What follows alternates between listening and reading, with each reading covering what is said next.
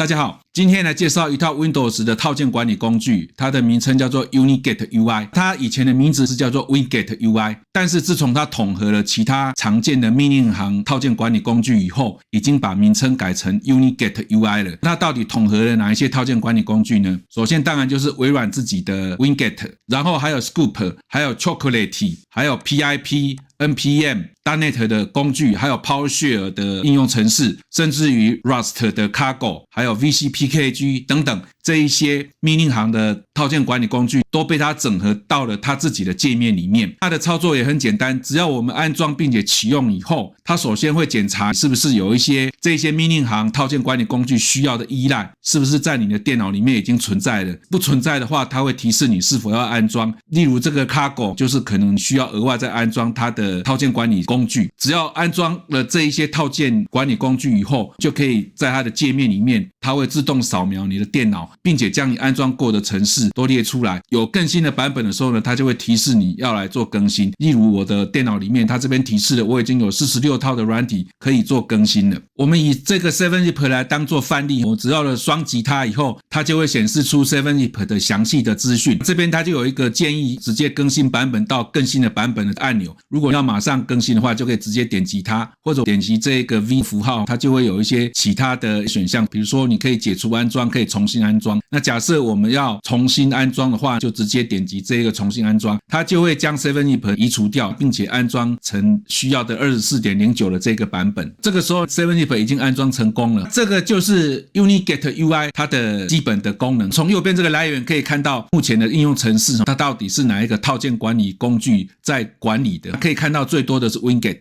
那有看到了幾個，像這個 Cargo， 它就是 Rust 這個語言的套件管理工具，然後還有 PowerShell 等等，有不同的來源的話呢，都可以從來源的欄位裡面看到。如果你想要找某一些特定的套件的話，也可以直接點擊這一個瀏覽，然後在這邊可以輸入你要找的套件，到時候也可以整個就把它給安裝起來了。如果你有一些常用的應用程式，希望把它變成一次就當做一個整體來安裝的話，可以自動的把它變成是一個套件組合。透過整理这個套件組合，你可以更方便的來整理你需要的應用程式。那以上這個就是 UniGet UI 這個工具，能夠將命令行的套件管理工具變成是一個圖形化界面，並且更好操作的一個方法。那這樣子對於我們 Windows 應用程式的版本管理呢，可以達到一個更便利的操作。如果你覺得我介紹的電腦技巧對於你在使用上有幫助的話，請各位記得訂閱、按讚、分享，也可以透過超級感謝來支持我拍以後的教學影片。今天介紹到這邊，謝謝各位。